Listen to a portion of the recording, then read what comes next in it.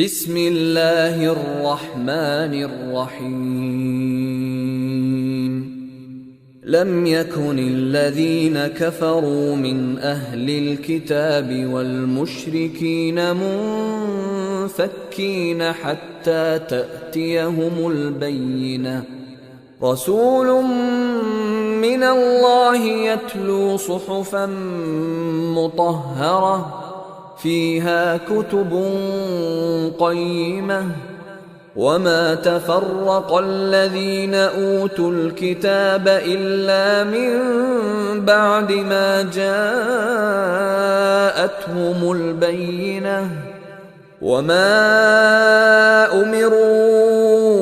إلا ليعبدوا الله مخلصين له الدين حنفاء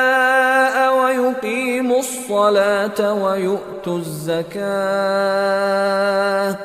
وذلك دين القيمة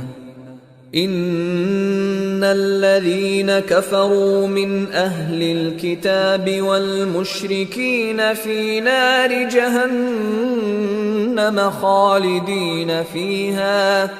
أولئك هم شر البرية